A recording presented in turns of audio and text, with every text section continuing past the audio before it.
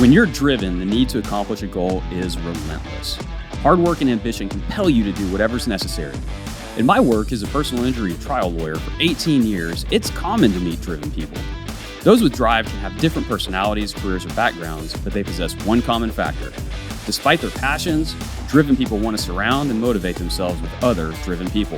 If you want to learn how to overcome obstacles by learning from others, then tune in here. This is the Driven Crowd Podcast.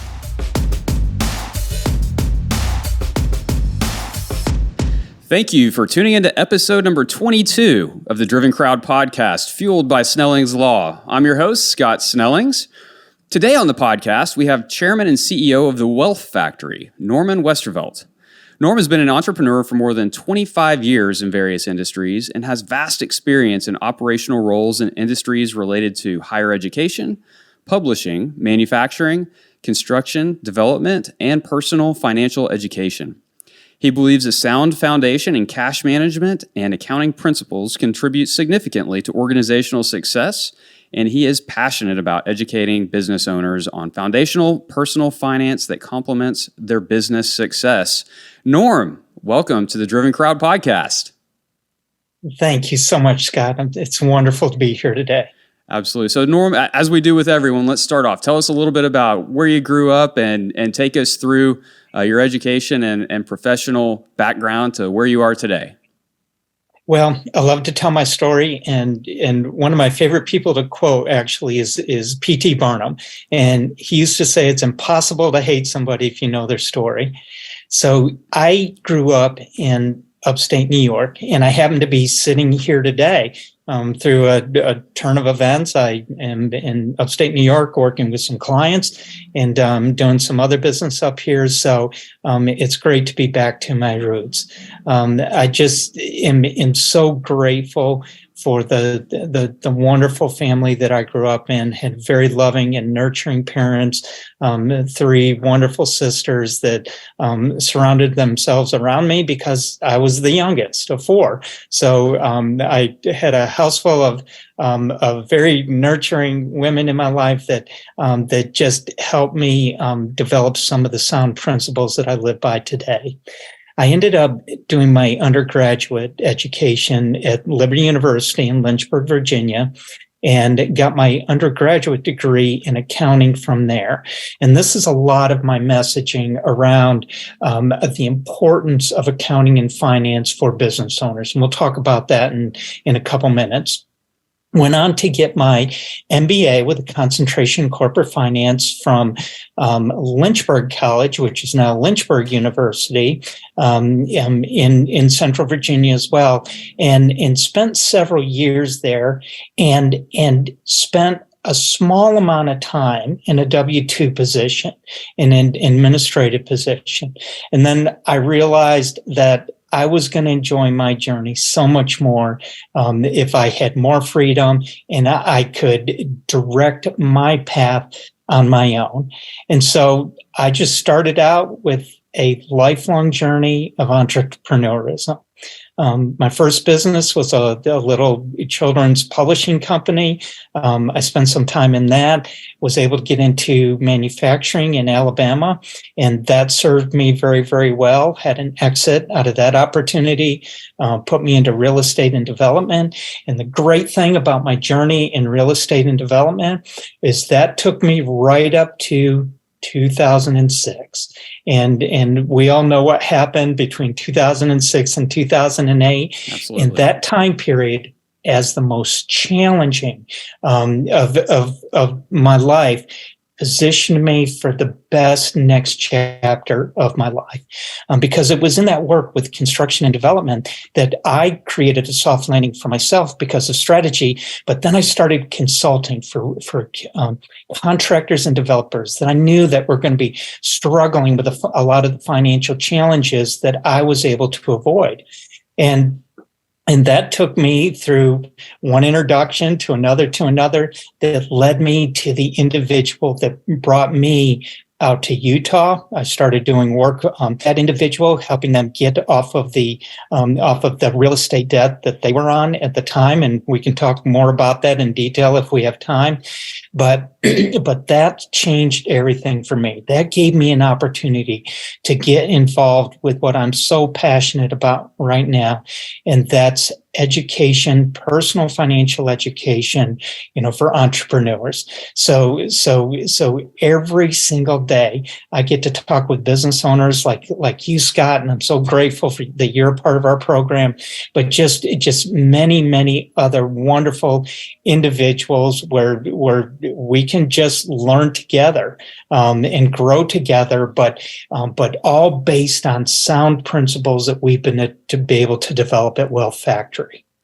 And so let me ask you this. I know when I quit my good-paying insurance defense job back in 2008 and decided in the worst economy I'd known to start my own business, I did not really know the first thing about accounting principles, finance, and I've had to learn along the way. And I'm sure a lot of entrepreneurs, maybe even a lot that you run across, are in that same boat.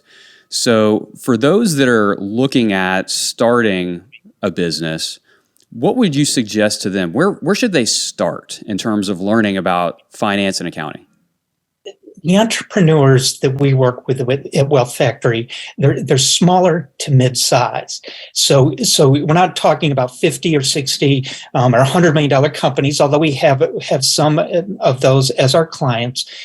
We are talking about small entrepreneurs that are very, very committed to what they're doing. And as you and I kind of reinvented ourselves in that, it begins with these very, very granular pieces.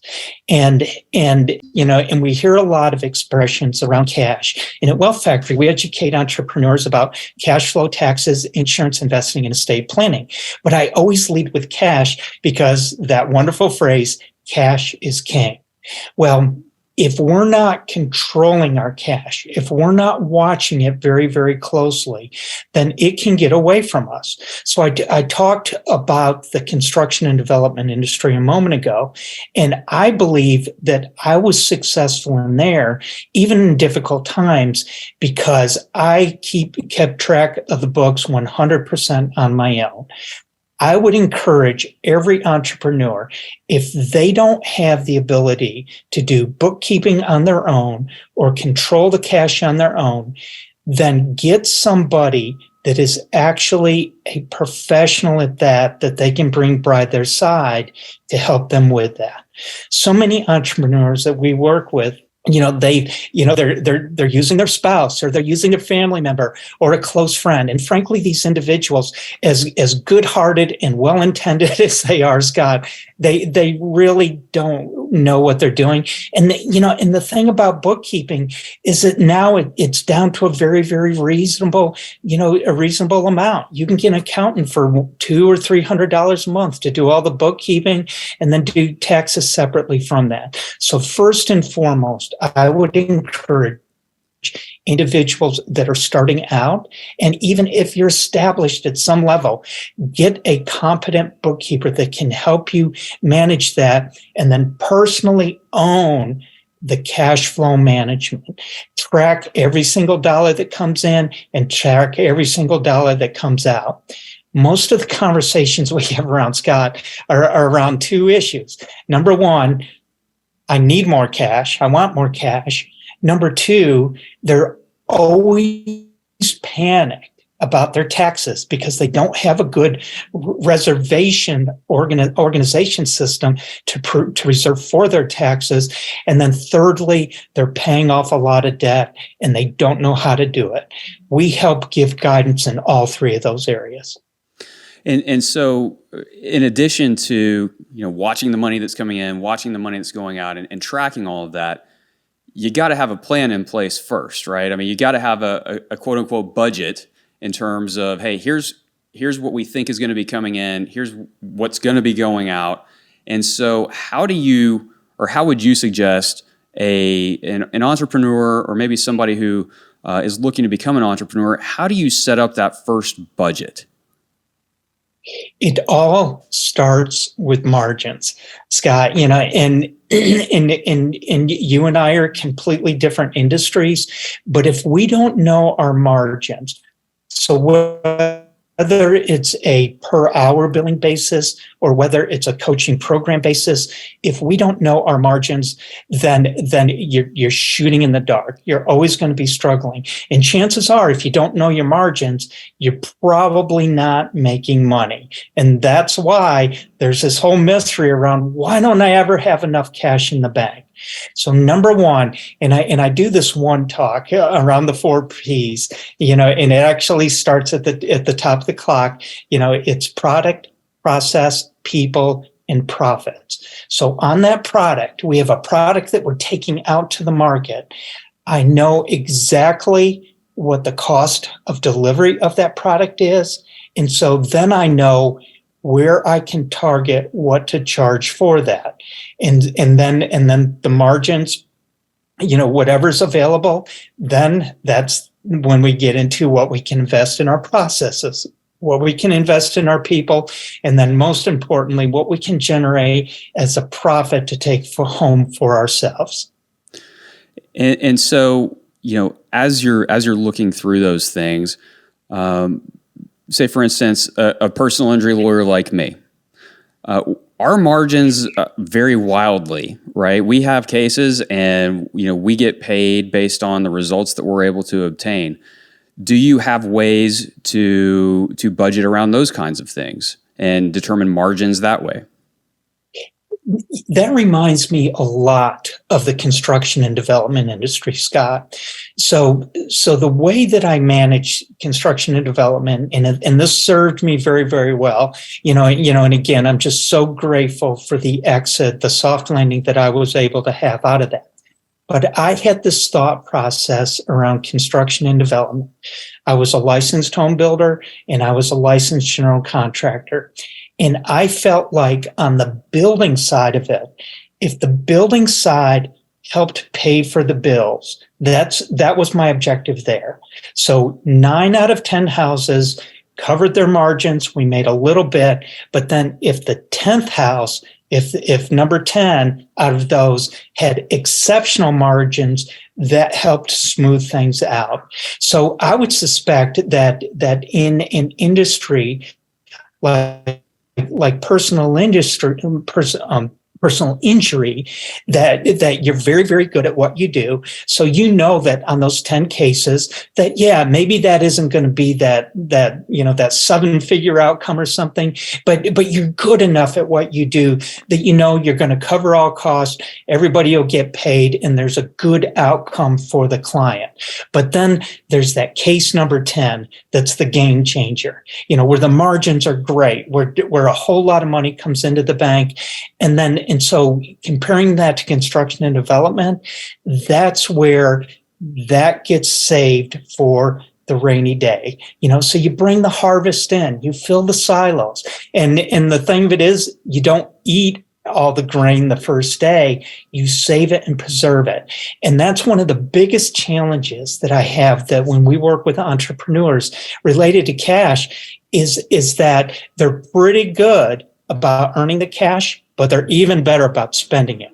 They don't have good structure to where they can hold on to it, maybe put it in buckets. And again, as I referred to a couple minutes ago, right at the top of the list is reserving for taxes. There's so many clients that come to us that want us to fix their tax problems. And as through our program, we help, we guide, we give individuals instruction to fish, if you will, but we don't fish for them. And it's very difficult for me to fix an existing problem like a tax problem if somebody has not reserved for that. So in these industries that are not consistent, it's all about discipline, where revenue may come up and it may go down, but it's all a discipline on the cost side and making sure that just because the money isn't in the bank, because the money's in the bank, it's all available to spend. It takes structure and it takes discipline. Out of the entrepreneurs that you work with, or the businesses that you work with, how many do you see just failing 100% at tracking metrics, tracking historical expenses, historical costs, and revenues in order to create kind of the upcoming budget or the marketing plan or whatever it is that they're striving for the next year? I'll go with 50% on that, Scott. I would say that 50% of the individuals are white knuckling it year to year. In other words, they have successful businesses. They're doing well. They bring a lot of money in, but it just seems like they're always running behind the curve because, as you mentioned, on the metric side, they're not doing a good job tracking. So with half of those individuals, it wouldn't take very much to tweak it, to be able to do better tracking with all that. Then out of the remaining group, there's probably some that have some tracking in place. They just need improvements in that. But most importantly, you'll hear me use the word consistently, consistent over and over and over again, because whatever it is that an entrepreneur does, once they put it in place, they have to continue to do it, day by day, week by week, year by year. And I know they don't like to hear that because it's boring, but it will serve them well. And then there's this small group of people that, frankly, they're terrible about tracking their expenses, but they just make so much money in their businesses. They seem to get away with it year after year. And for those who are white knuckling it, and they tell you, hey, look, I'm just not good at that. I don't understand it. That's not my strength. That's not my strong suit. Would you recommend they go hire someone that is, or that they learn how to do it? They should hire somebody that knows how to do it, and then they should learn from them. So as you know, our big narrative, Scott, is invest in yourself and invest in your business. Well, if an individual, for example, like a dentist, for example, they're very, very good at what they do. They're good in the health space. But if just tracking dollars is not their thing, then they shouldn't spend time on that. They should surround themselves with people that are good at that. But with everything that we do, and I'll talk a little bit about this when we get down the road in a couple minutes here, but in everything we do, if it's a part of our business, there's a certain aspect of it that we need to take the time. And I'm really talking about myself here, where I take the time that even if I'm not good at something like marketing, for example, it's not my background, it's not my expertise, but it's a very, very real part of our business world today. So guess what?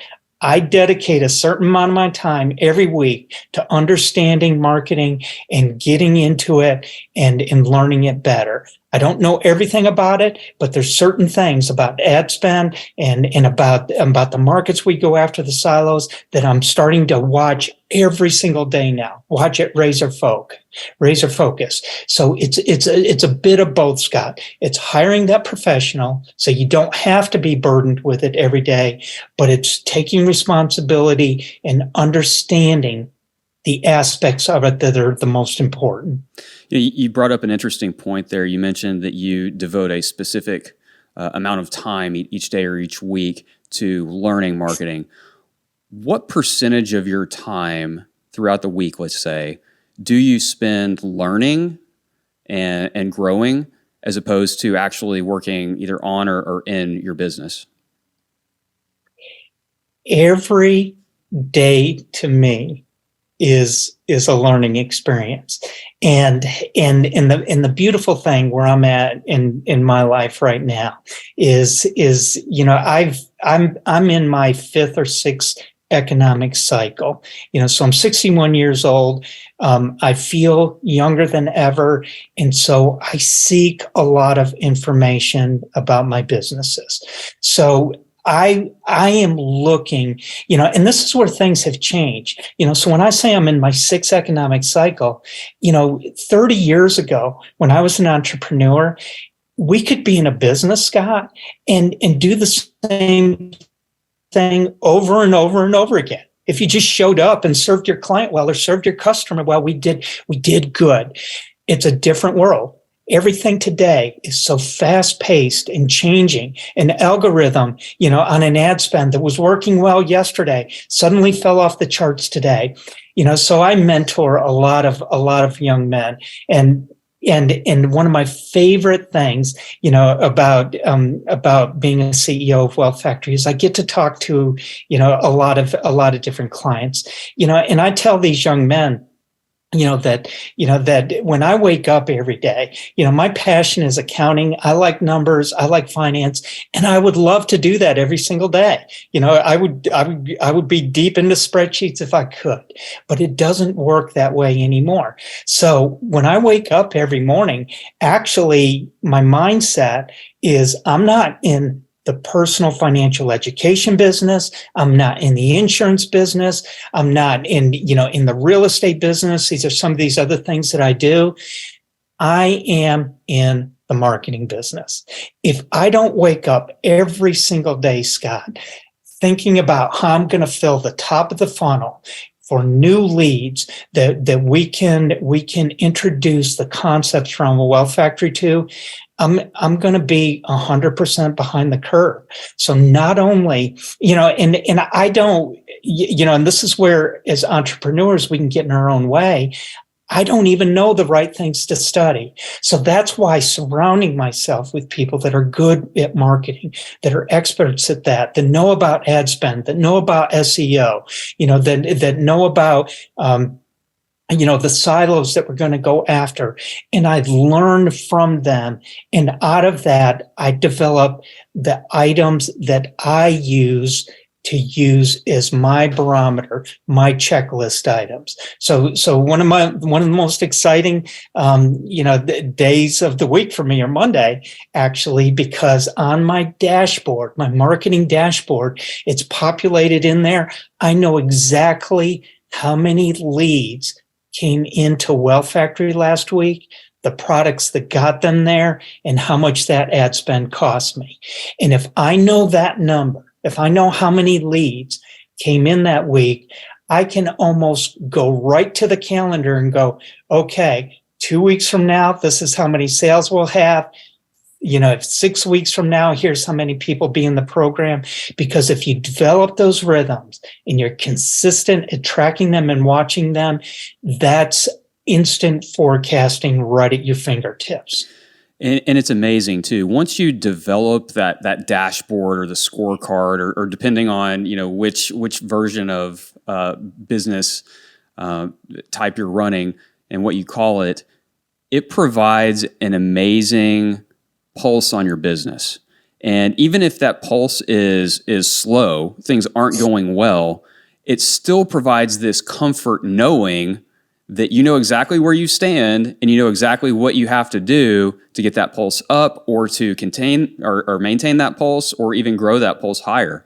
And to me, that has made a ton of difference in my ability to go to sleep at night. Well, and you make a great point, because you can actually overload and overdose on information. Sure. Every time somebody, I buy a new app or somebody's introducing me to something, I groan because I don't need another dashboard. I don't need one more thing to look at. Right. And what'll happen with these entrepreneurs is they'll become polarized. They got these, whatever industry they're in, there's always somebody out there, and it's brutal. Actually, the legal industry is brutal. You probably get contacted every day by somebody that wants to sell you a new software, a new app, related to tracking, whether it's personal injury or, some other aspect of the law. And what can happen with these entrepreneurs is they can become polarized because they're trying to track too many things. So much, I'm so committed, to my fitness, in my nutrition program. I equate a lot of my analogies to that. It's sort of like an individual, that is trying to get fit. If they just go online and look that up, it's an overload of information. Right. When in fact, there's only 3 or 4 principles that the most extreme fit individuals in the world that we know that they do. They have a very basic workout routine. They have very basic nutrition, and they probably only take one, maybe two supplements at the most. In the world of tracking information and dashboards, less is more. And I'm not saying all information is bad. I'm just saying find the pieces of information that are the most important to you. So at all my businesses, I know exactly, what I want to know.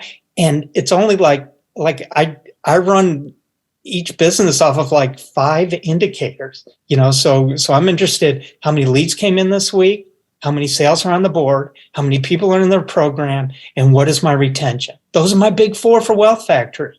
And we're in the universe honors that, and we flourish with it because one of my core values is simplicity. Less is more. And especially in this day and age where technology now can dump so much on us, I try and keep it as simple as I possibly can. And that's a massive point too, because it is so easy to become overwhelmed. And I mean, if you just want to pick up a new hobby, to your point, if you're just trying to get in shape, it's so frustrating because there's so much information out there. You don't know which is valid, and you just quit. You just stop looking at it altogether because it's just completely overwhelming. One of the things that you had mentioned earlier was mindset. You're a big mindset guy. So tell me this, you're crunching numbers, you're saving for taxes, you're trying to keep your powder dry. How do you balance that with not pushing yourself into that scarcity mindset as opposed to being where we want to be, which is in that abundance mindset? I have learned to watch my triggers. I know the type of things, Scott, that can send me into a spiral, if you will, around scarcity. And I learned to stay away from those things. So what that means for me is because I'm much older than you and most of the people that are viewing or listening to this today is I've got a lot of tire marks on my back, and I know what has served me well in the past and what has not served me well in the past. And I reached a point in my life where I began paying attention to the things that were creating negativity that weren't serving me well. So whether that had to do with business procedures or whether it had to do with lifestyle issues, around my health or my relationships, but the big thing is surrounding myself with like-minded people that stay, in a state of abundance. And that's why I was so excited to do this podcast with you today too, for the Driven Crowd, because everybody on here is like-minded. And I have learned to gauge the individuals that come into my life. And I can't always choose who I do business with, but like at Wealth Factory, for example, we have this mantra, within the sales team, that is no turds allowed, meaning that if somebody is on a sales call and they really want to be a part of Wealth Factory, if they're negative or they're in scarcity or they're pushing back, frankly, Scott, I don't want them in the program. That's too much of a challenge for my coach. And if they're not showing an open-mindedness, then they're never going to get these principles anyways that you and I live by every day. So number one, it's knowing my triggers, knowing what I want, not only what takes me to a dark place, but also takes me to a positive place, and then looking for individuals all the time that I can surround myself with that are going to keep me in a good place. And that's even besides my personal practices, that keep me in a good mental space all the time anyways. And I tell you what, I cannot emphasize that point enough. One of the best things that I've done is remove or allow to fade away the toxic people in my life. And not just the toxic people, but just the the negative, the pessimist, and truly, especially my inner circle, those that are closest to me, they're all encouragers. I was talking with one of them on Sunday after church about this, and it makes so much of a difference. I can go and I can talk about a problem, and if I start to go kind of sideways and down into that scarcity mindset, they're immediately there to say, hey, look, this is an opportunity here. Have you thought about this, that, or the other? And that has made probably the biggest difference, not just on my outlook, but just on my personal happiness to have people like that surround me. Yeah. Well, and technology is a key part of this, because that's our love and hate relationship with technology today, and the phone that sits within inches of our hands right now is the blessing and the curse. So one of the things that I do is I'm one of those people that I don't push any notifications to my phone at all. The only thing that it does is it takes calls and it sends a message, or I can send texts on it. And that's primarily, if my family needs to get a hold of me, because I know that at any point in time, if I see a notification for an email pop up, from an individual that doesn't have good energy, it's frankly going to ruin the next hour of my life, till I can answer that email. So I don't push any notifications there. I just love to be surprised when I open my email every morning and see, what's happened the last 24 hours. The other thing too, I shared this on a webinar recently, and the response was incredible. And I don't even think about it. Like, this is just something I do. But every year in January, it's an annual event for me. I go through all the contacts in my phone. And if there is an individual there that I haven't communicated with, obviously, if I don't know them, but if an individual that is on there that hasn't served me well from a mental and a heart standpoint, guess what, Scott? They get deleted. They just go away. They just go into the abyss, and so I don't know if you've ever been like scrolling through your phone before and you see a name and you go, oh, you feel that kind of a rip in your gut because there's negative energy around that individual. Right. I just take that completely off my screen, but I flip that too, where if I see individuals on there and I go, man, I haven't talked to Scott in a year. I wonder how he's doing. It's a great opportunity to send that text and go, hey, why don't we just get on the phone and, and catch up? And I just shared that little tiny principle, and I got so many, I like the webinar I was on, I saw the chat channel just blow up and like, oh my God, I'm deleting people right now as we're on this webinar. Yeah, no, that's a fantastic idea. I've never heard of that before.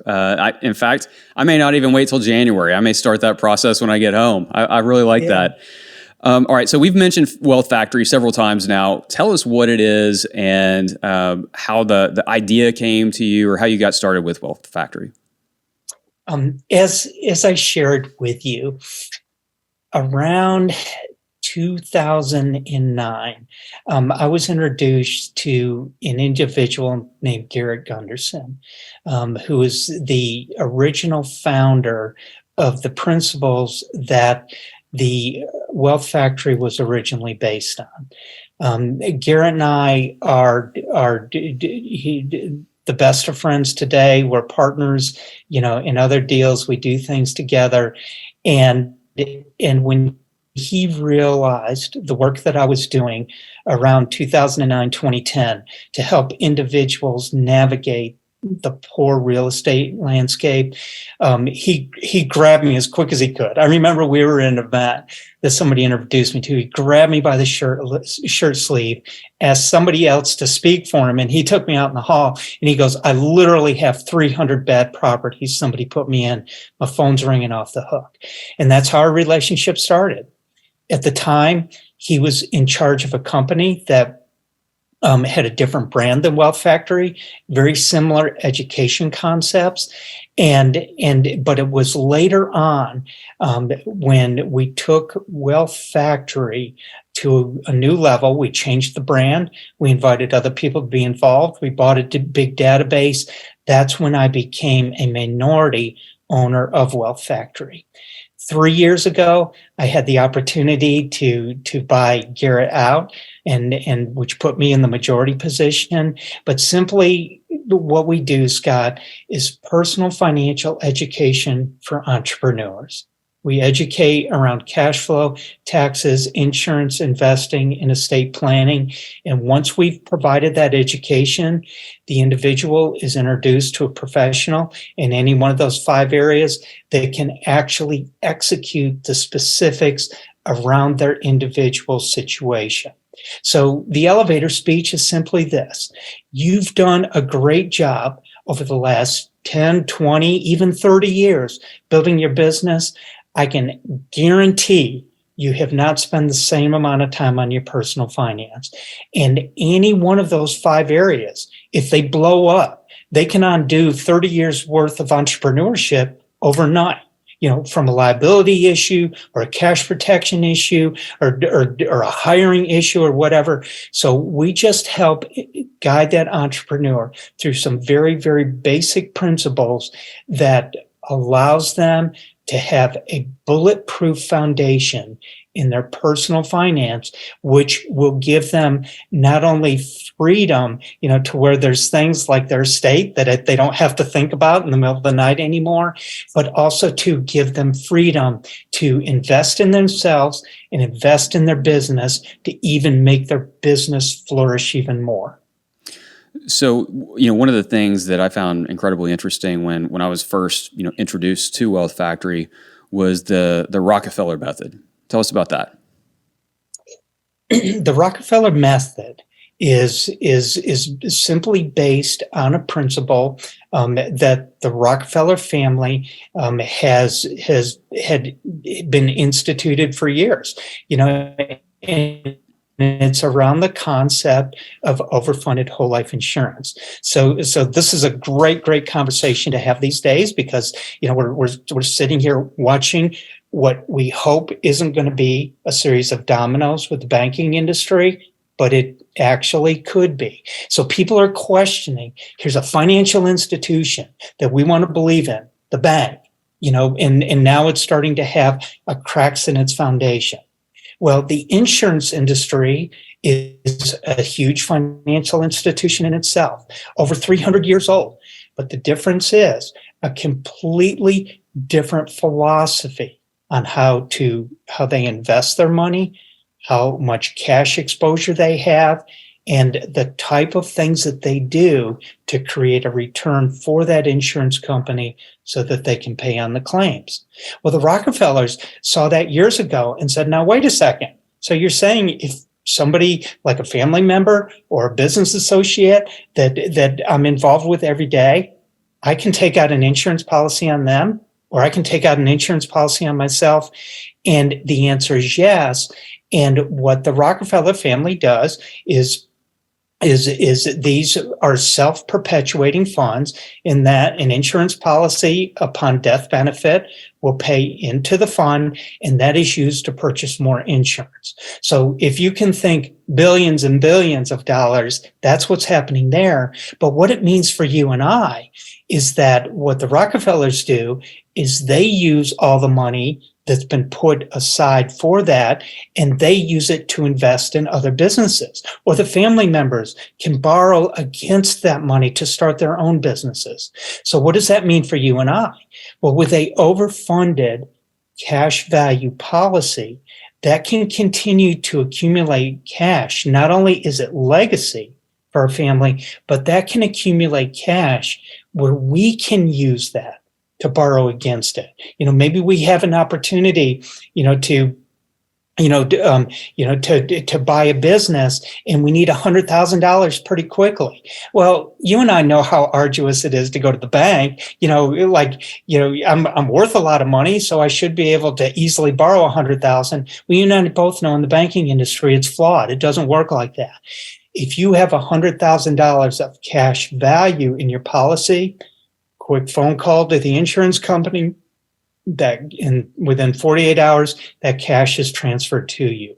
So it's a very, very simple dual asset strategy, if you will.